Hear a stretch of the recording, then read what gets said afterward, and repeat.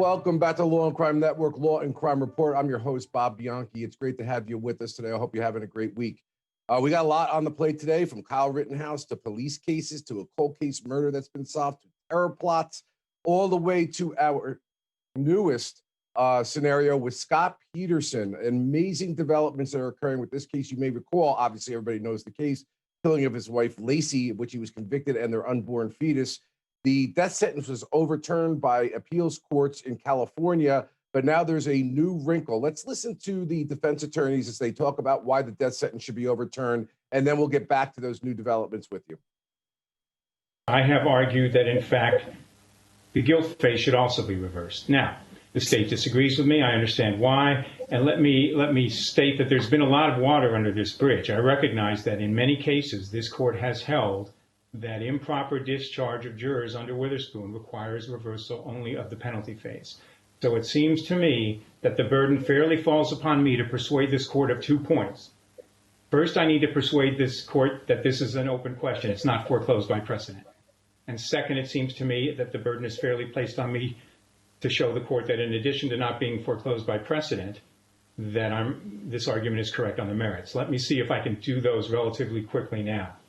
In terms of precedent, I don't think there's going to be any disagreement that Witherspoon doesn't resolve this under the Eighth Amendment. Witherspoon was a Sixth Amendment case. Indeed, it couldn't have been an Eighth Amendment case because it was decided in 1968, 4 years before the court began its march toward employing the Eighth Amendment in assessing capital jurisprudence processes in Furman. So Witherspoon isn't the Eighth Amendment barrier. The state, to its credit, recognizes that and says, well, this court has held that proper death qualification doesn't violate the Eighth Amendment. And the state is right. In cases from Hovey on down, and the U.S. Supreme Court has also reached this decision in Lockhart. But this is not proper death qualification, and that's important for 2 reasons. One, proper death qualification, and Hovey has an interesting opinion on this, and they use interesting language. Proper death qualification at least leaves the jury balanced. I think Hovey called it a neutral jury. Because after all, you may be taking off people that oppose the death penalty and won't consider death as an option. But you're also taking off the jury people who are in favor of the death penalty and won't consider life as an option. So the jury remains balanced. What happened here was a systematic exclusion of people who were opposed to the death penalty but would consider death as an option. Now, you weren't doing improper life qualifying under Morgan. The trial court didn't discharge people who were in favor of the death penalty but would consider life. That would at least leave a balanced jury of people who were indifferent, as I think the language, or neutral on the death penalty. So what we have here is something very different.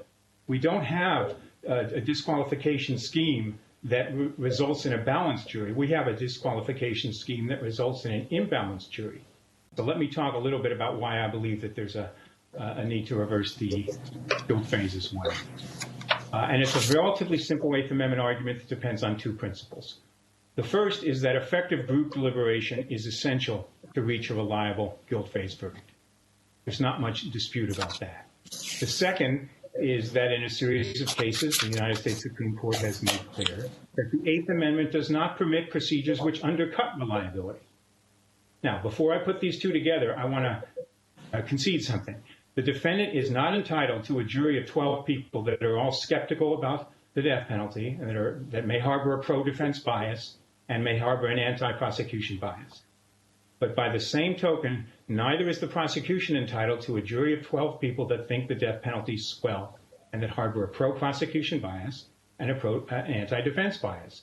Reliability is best served when both groups are on the jury. Then there's the give and take that leads to a reliable verdict. And what happened here was the systematic exclusion of those jurors who were opposed to the death penalty but could consider death. And that removes a voice, a perspective from jury deliberations that I believe is essential to a reliable result. That's why I believe it's not foreclosed by precedent, and that's why I believe there is a Eighth Amendment violation as to the guilt phase. Okay, I have with us 2 great guests, Professor Kirk Burkhalter, one of my faves. Thank you, Professor, for being here at New York Law, rather, as well as a 20-year veteran of the New York Police Department, a grade 1 detective. It's been a while, Kirk. How you doing? I'm very good. How are you, Bob? Doing well. And Dr. John Delatore, a psychologist in Arizona and Texas, a threat assessor, as well as psychological and consulting services. Welcome back to the show, Doctor. Thanks, Bob. Yeah. So, Kirk, I'm going to go with you first because there was a lot of heady stuff that was said there by the lawyer. I want you to tell us a little bit about what this Witherspoon issue is, but I want to give the audience some context here. The Supreme Court of California stated that, quote, juror number 7 committed prejudicial misconduct. That is what the trial court should determine, they're saying, by not disclosing her prior involvement with other legal proceedings, including but not limited to being a victim of a crime, and that she had answered 2 questions in the negative that turned out to be inaccurate at best, false perhaps as well, and that she was one of the 2 holdouts for a first-degree murder conviction with regard to the death of the fetus, so that she was somebody who was instrumental in seeking even more penalty against Scott Peterson. So the Supreme Court remanded it back to the trial court to make a decision as to whether or not this was prejudicial error. That's essentially what that lawyer was saying. Kirk, bring it home. What is he saying constitutionally is occurring here, and what do you think the likelihood of success is legally? Well, I think that the defense attorney here made a rather eloquent and effective argument, to be quite honest. His argument is, and let's put it in plain English, is that the deck was stacked against his client, meaning the jury was stacked by this juror failing to disclose that she had been a crime victim and she feared for the life of her unborn fetus. That set forth a cascade of events. So first of all, since she didn't disclose that, neither side, neither the prosecution or the defense, had an opportunity to perhaps disqualify her as a juror or use one of their challenges to get her off the jury. And in effect, what they're arguing is, you heard the attorney talk about a balanced jury, not so much it should be in favor of my client or in favor of the other client. It should be a free shot, completely balanced. And this is critical because it's a death penalty case. Professor, I was just about to ask you that. Tell us the difference between why it's critical because it's a death penalty case. So the Eighth Amendment prohibits cruel and unusual punishment. And broadly speaking, it's violative of the Eighth Amendment if in a death penalty case, a defendant does not have a fair trial, meaning that you have an imbalance of jurors that are in favor more so of the death penalty and would not consider life in prison and so forth. So that's why this is so critical. I could see that certainly this going, being reexamined by the court, and because in our society, we just simply don't like to put people to death with all these lingering questions and sentence them to death or even life in prison. So it's a huge issue. And as I mentioned, I think the defense attorney made quite an eloquent argument here. He has a strong argument. Nothing more heart-wrenching as a prosecutor when you're trying to do a hard job with a hard case. You get through it all. You're making sure you don't create any appellate error so that the case isn't reversed. And then a juror issue happens at the end of the case or here years later that threatens the conviction. I've been there. Unfortunately for me, it never got reversed, but it's just gut-wrenching. Doctor, let me ask you now, this case involves the death of Lacey, his wife. He was supposedly having an extramarital affair. And the argument here is that juror number 7 was the victim of an ex-girlfriend of her boyfriend who was trying to attack her, and that she was actually worried herself for an unborn child, which is kind of directly related to the Peterson charges. What kind of psychological effect? The defense is arguing here that this juror had a predisposition because not only did she lie to the court, but it was something that was quite similar to the allegations made against Peterson. Obviously, hers didn't result in death. What are the psychological parameters, Doctor? Right. So a lot of people want to join the jury pool for any number of reasons. Some people, they want the law and order aspect of it. And some people are willing to do and say whatever they need to do and say in order to get into the jury pool. It's fascinating that there was someone with a similar background that chose to lie on a jury questionnaire. And so it sounds to me like perhaps there was something inside of her that was either triggered by what she had already seen, saw what case she could potentially be on, and felt compelled to be there and maybe not exact revenge for her crime, but perhaps maybe think about how she would want Lacey Peterson to have justice. Yeah, and I think that that's going to be something that's going to weigh heavily on the court. That the crime that she did not reveal was very similar in nature, and it only takes one juror to hang a jury. So that the defense has an argument here, and obviously the Supreme Court remanded it back for the trial court to make a decision as to whether or not this trial conviction should be reversed in its entirety. I want to go to a clip right now. At the time of the disappearance, of a personal phone call that was recorded. You may remember the paramour, if you will, or the person that he was having the affair with was an Amber Frey. Boy, these names are coming back from history for us. Let's take a listen to the clip. You deserve so much better. There's no question you deserve so much better. Yeah, and I deserve to understand an explanation of why you told me you'd lost your wife and this was the first holidays you'd spend without her. That was December 9th. You told me this, and now all of a sudden your wife's missing? Are you kidding me? Did you hear me? I did. I don't know what to say. Of course you couldn't tell me the story about your wife because it hadn't happened yet. And you were hoping to resolve in January that it'd be resolved and you'd have a story to tell me. You think I had something to do with her disappearance? Ever you believe that? Well, let's see. How can I believe that? How can I believe that? How could I believe anything for... I am not evil like that. I would hope not. I am... Oh, my God. Was Lacey aware of the situation about me? Yes. She was? Yeah. Really? How'd she respond about it? Fine. Fine? Yeah. An 8-month woman fine? About another woman? You don't know all the facts. Amber, you don't know all the facts. Oh... You know, Professor, damning conversations, but there are a number of people that believe that Scott Peterson is not guilty of the crime. There are times that the judges will look at cases like this and say that there was an overwhelming amount of evidence and that even if there was an error at the trial level, it's not enough to overcome based upon the amount of evidence in the case. But there are many who don't believe that he was guilty at all based on the evidence. Do you think that comes into play with the court's decision when they're now assessing whether this juror misconduct should result in a reversal? Sure. It matters whether the error was prejudicial or not. So as you mentioned, there can be an error in the trial, one of many errors, but if it did not affect the outcome, if the defendant was not prejudiced because of it, there's a chance there may not be a reversal. So the evidence against Scott Peterson was quite damning. And even though the evidence was quite damning, like as you mentioned, there are several folks that believe he didn't commit the crime.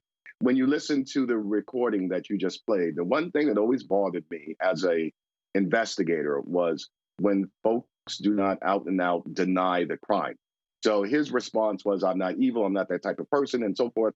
The person who actually, well, more often than not, who did not commit the crime will come out with an overt denial. I did not kill my wife.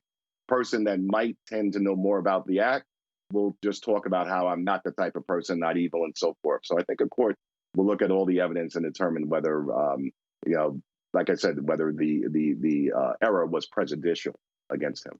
This would be a stunning development, folks, if this case gets reversed. And like I said, to no fault of either lawyer in the case. And this is why it is so important to make sure jurors are being truthful and accurate, but it's really hard to do that. And this could result in a reversal of the conviction in its entirety. We got a lot more on the plate here in the Law and Crime Report. Stay with us. We're going to take a quick break. We'll be right back.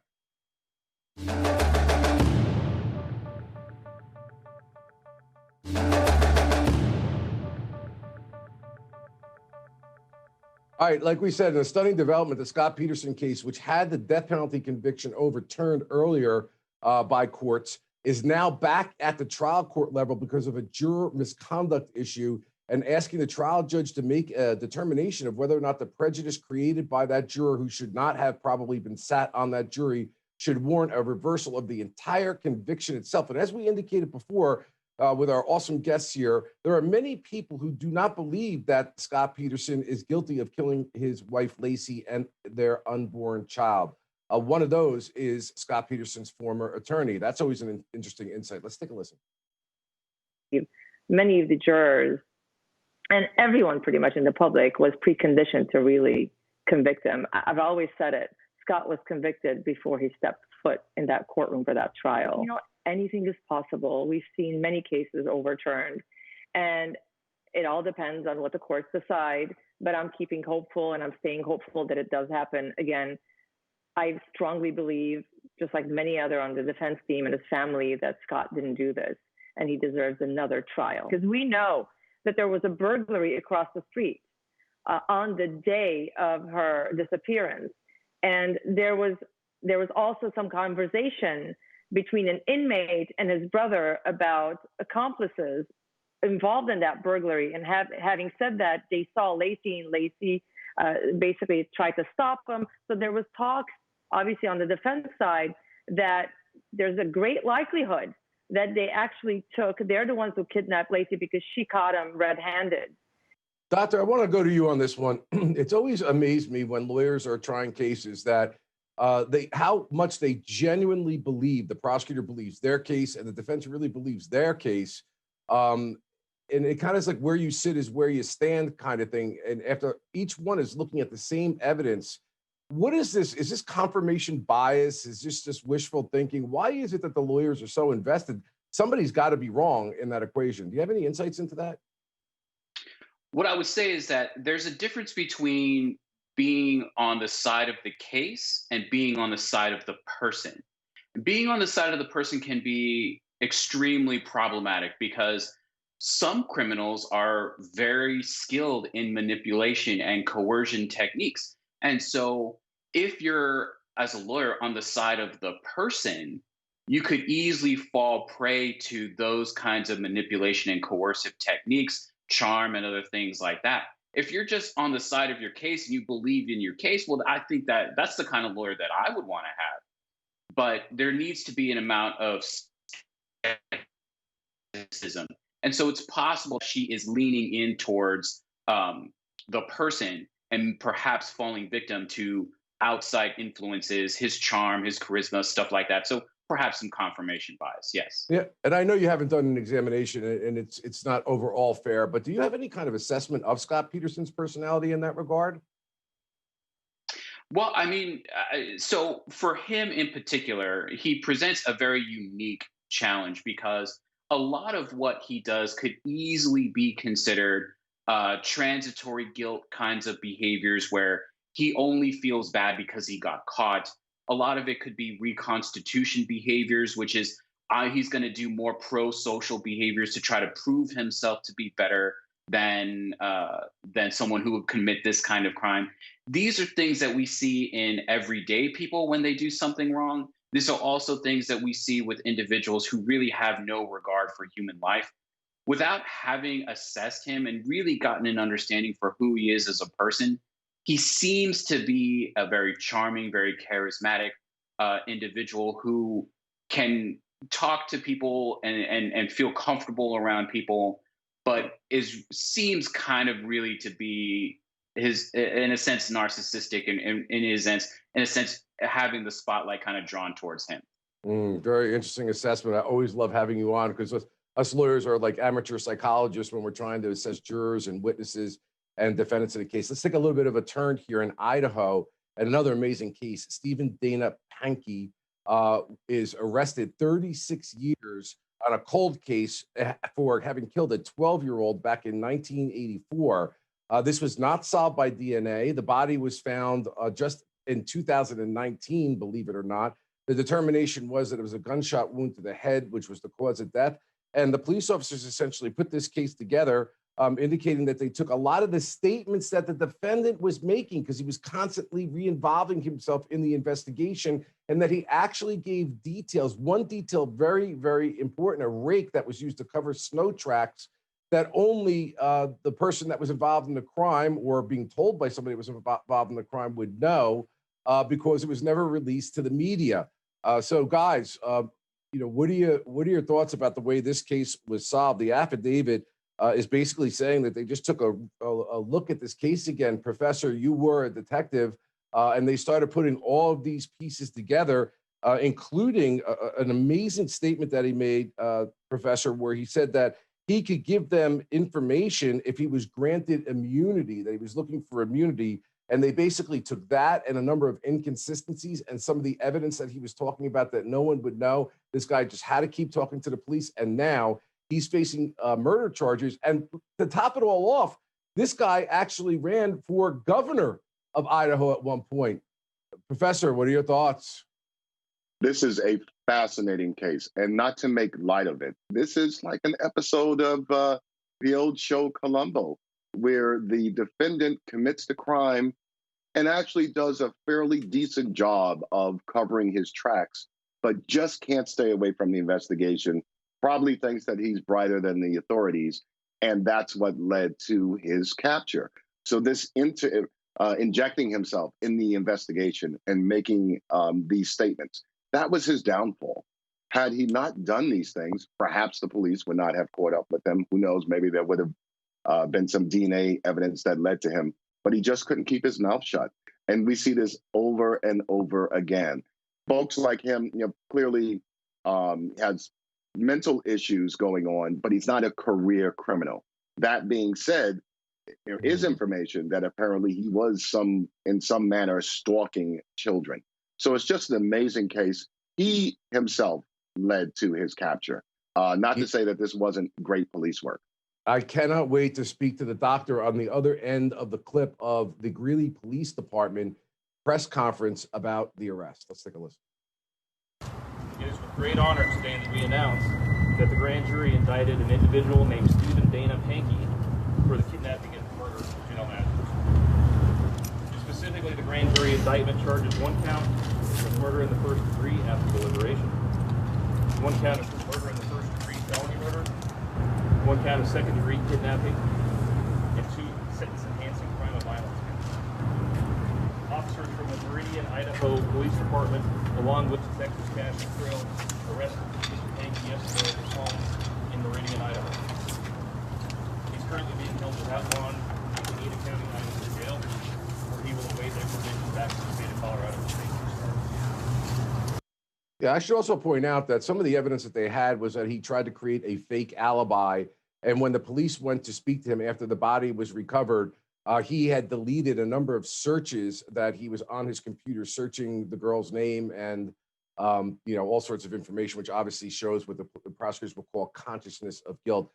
Doctor, what is it about guys like this? It reminds me of Robert Durst, who just can't stop speaking to the police. It's kind of like a moth to a flame.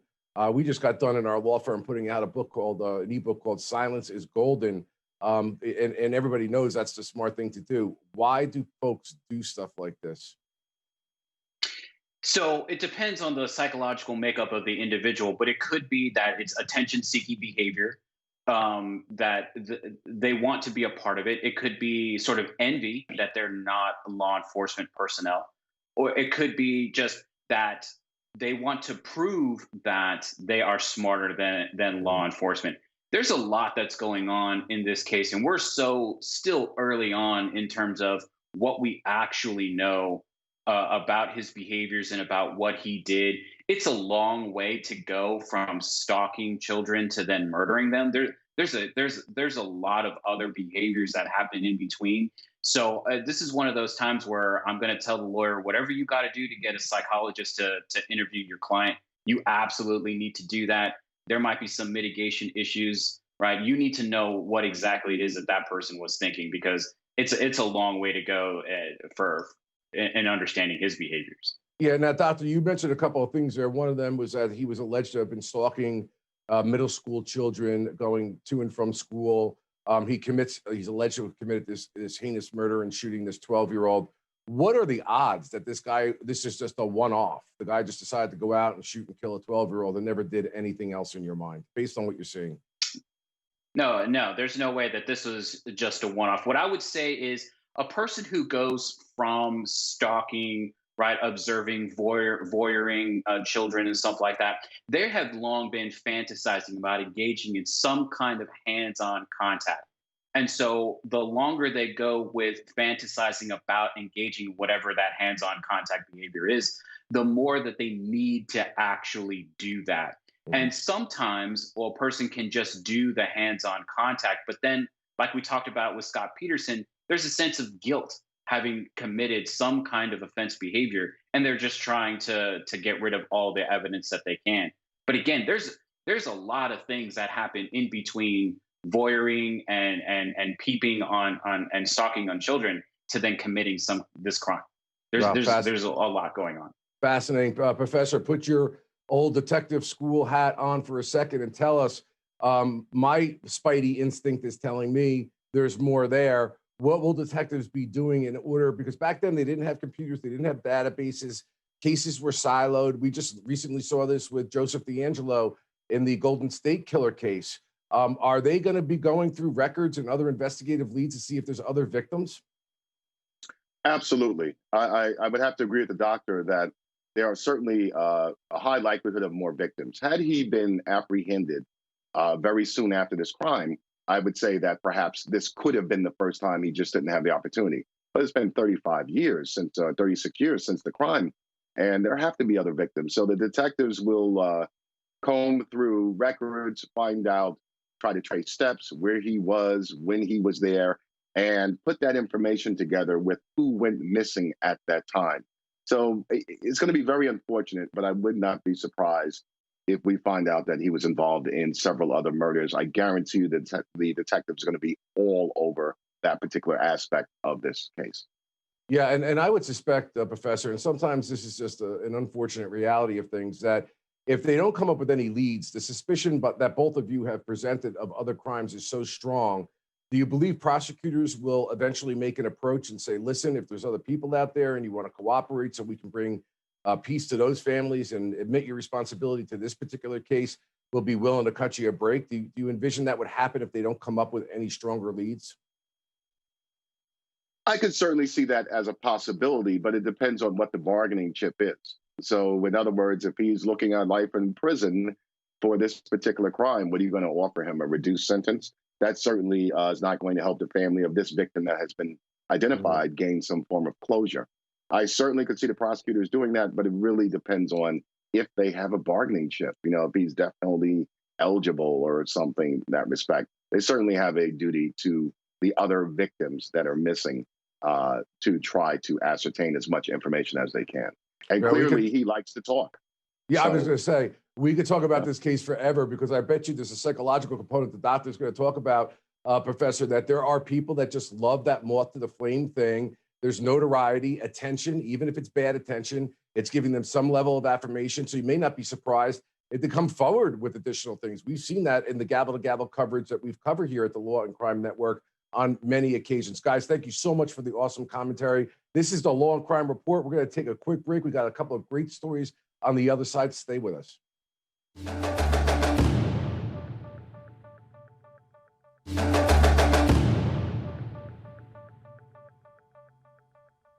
Well, we now know about the infamous case out of Kenosha, Wisconsin, involving Kyle Rittenhouse. And the headlines read that he will not face charges in Illinois for rifle possession. A lot of people kind of went apoplectic about that in social media when they read it. But let's just bring a little perspective and clarity into what's happening here. Illinois is one state. Kenosha, Wisconsin is in another state. The shooting occurred in Wisconsin. And the quote coming out from law enforcement authorities with regard to the not charging him in Illinois for weapons possession is that the weapon was bought, stored, and used in Wisconsin. There's no evidence the weapon was ever possessed in Illinois. Guys, let me start with you, Professor, real quick. We're going to get to this a little bit later about where people just are jumping to conclusions and they read something and they get agitated, but there are legal issues at play. And while we need criminal justice reform, we don't need to throw the baby out with the bathwater, as they say. This is a no-brainer of a law enforcement decision. It doesn't mean he's going to get off in the murder in Wisconsin. It just simply means that weapons charges in Illinois are not going to be brought. He's still going to face the music in Wisconsin. What are your thoughts? Absolutely. You know, we have a system of our criminal justice system dictates that all defendants are innocent until proven guilty. You have to have probable cause in order to charge a defendant. And certainly what we've seen all over the summer is we want that criminal justice system administered fairly. And here, if there is no evidence, everyone wants the book thrown at this kid, and perhaps rightly so. But if there's no evidence, there's no evidence. He will stand before and stand and face his accusers for the crime that he committed in Wisconsin. But if there's no evidence that he committed a crime in Illinois, we can't just lie and make up charges or just try to bring charges where they don't exist. That's not criminal justice reform. That's anarchy. Yeah. Doctor, to that point about anarchy, I talked this a little about the psychological groupthink that is happening right now, where we have sides pitted against one another. And it's kind of interesting to me to listen to those who advocate for civil rights and criminal justice reform, all of which I completely agree with and did when I was prosecutor. Those are worthy and laudable goals, but they're willing to throw out those due process protections, those very same things that they're arguing for their constituents and people that support them when it comes down to these kinds of cases. What is happening out there in your mind with regard to this? And can we ever come to agreement, do you think, or how do we get to agreement from a psychological point of view where we can actually stop screaming and yelling at each other, but make effective reform? Just in general, what I would say is that the population has become extremely polarized. Name any topic that you want to name, and there's always going to be polarization. And I think one of the bigger aspects is where you get information from polarizes you to either one side or the other based on whatever that issue is. In order for us to start coming together and in order to start making true change, one group has to be willing to acknowledge that the other group's thoughts are appropriate and thoughtful. If you come at it already from an aggressive stance and saying that the other group is obviously wrong, then the other group has no choice but to stand their ground. So it's going to be important that one group take the opportunity to say, let me listen to what you have to say. And hopefully the other group does the same and say, let me listen to what you have to say. And slowly, unfortunately, slowly, inch by inch, progress can be made.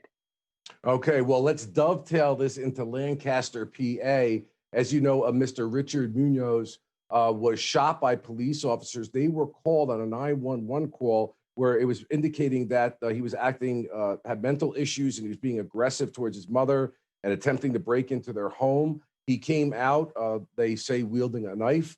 The officer shot and killed him. It led to demonstrations. Well, the district attorney, Heather Adams, has said that he is not going to be charged, that the victim in this case, who had mental disturbances, was 4 to 7 feet as they were approaching the officers. They determined when he was shot.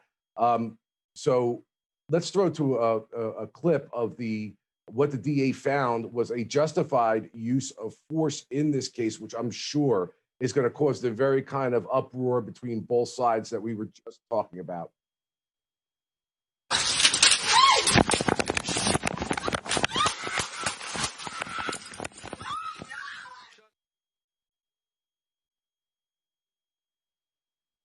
Okay, events are unfolding quickly.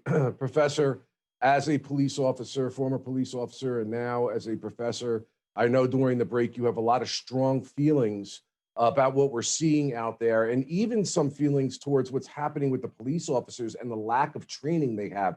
Talk to me about that. Absolutely. So this is it's a tragedy, and we've seen this movie before. We've seen emotionally disturbed persons confront police, and then there's no choice, right? It escalates, or it immediately escalates, and someone has to be the victim of deadly physical force through no fault of either side. And the focus is always on the incident, right? The seconds right there when those shots are fired. And I believe the focus should be on, one, the training and education of the police officers. And quite often, departments don't necessarily have the resources to train police officers to deal with this particular situation.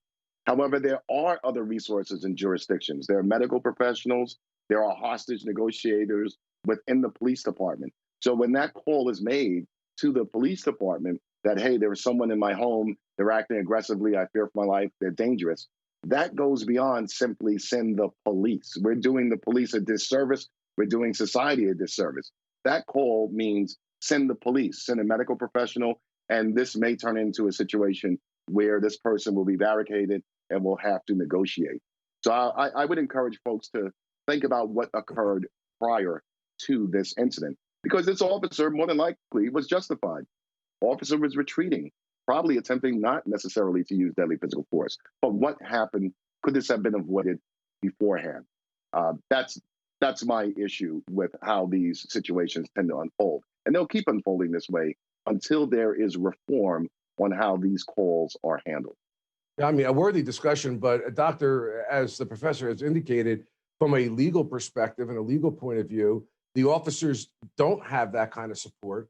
I don't know whether or not that could ever be accomplished, and that may actually put medical professionals in some level of harm. I agree we should try to move towards that end, but these situations with people that are mentally unstable are unfolding quickly. The police are being called by family members, which, you know, the family doesn't want to call on other family members, that he's acting aggressive.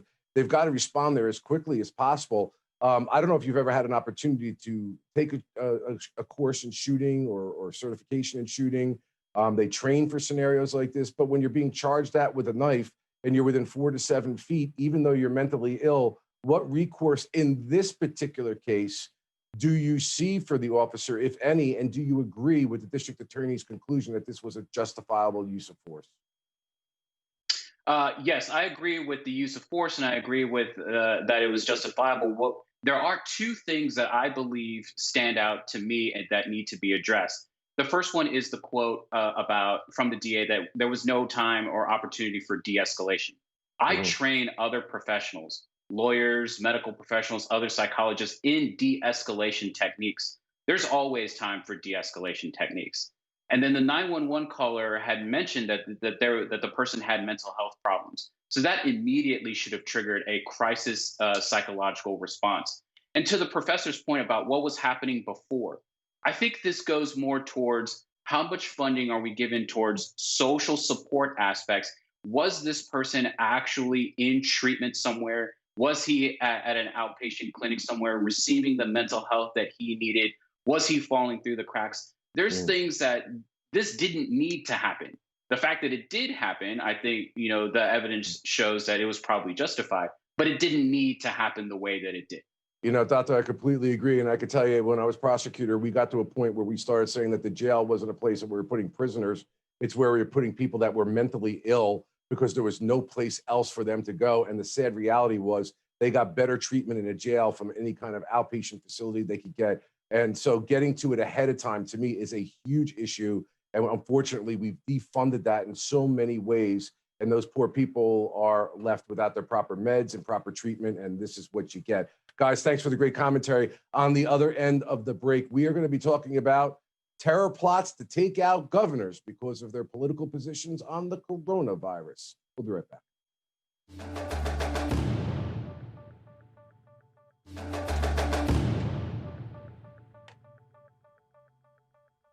You know, we've been dealing with threats way back since January. They've been multiple. We obviously work very closely with our security detail. They work with local officials, the FBI.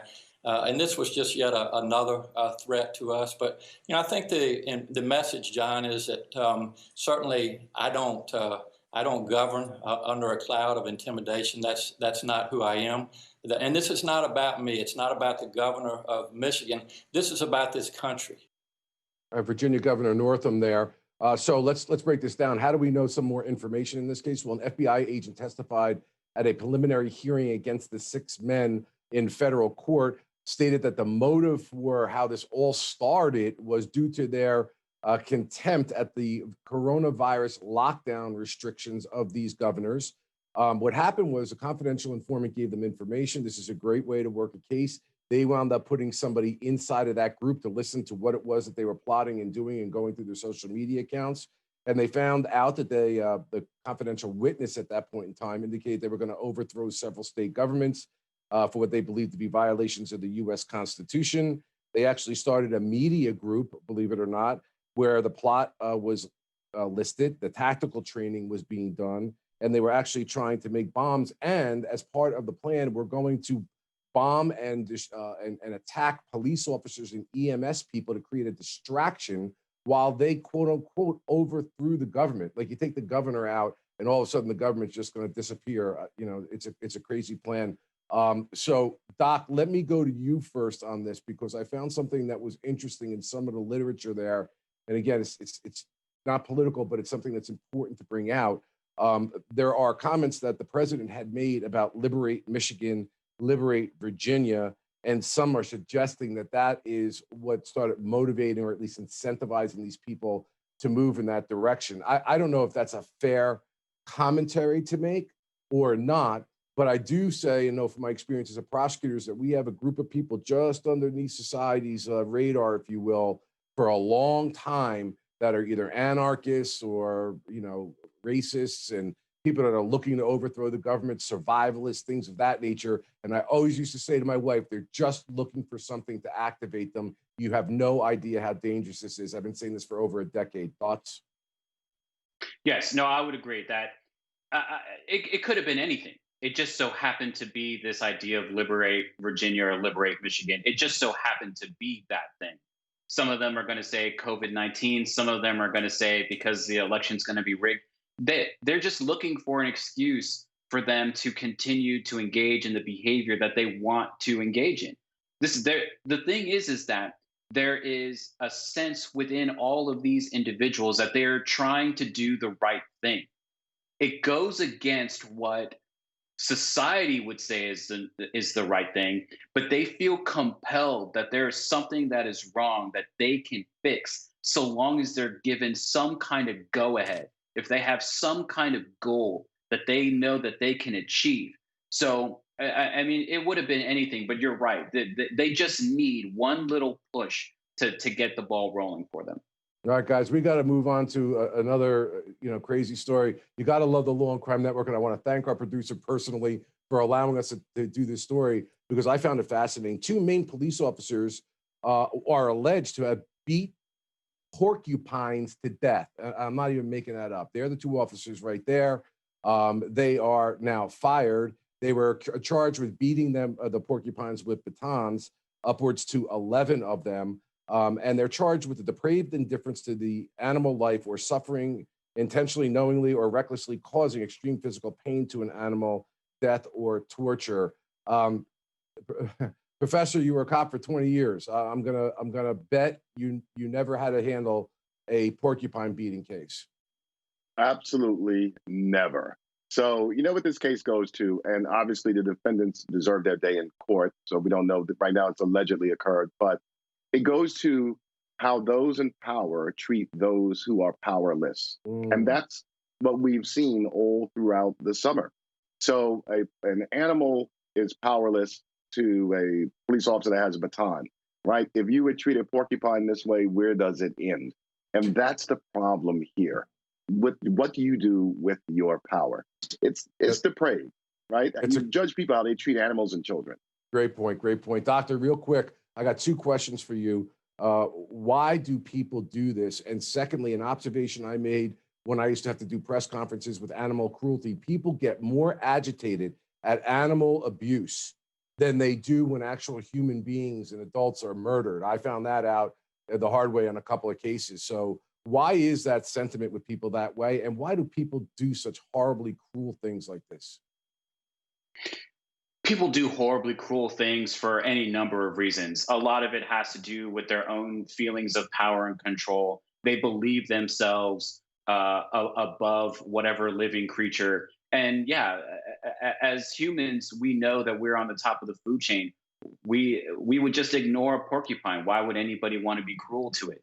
So the fact that someone would be cruel to an animal, just it flies in the face of how we view ourselves in terms of our station here on the planet.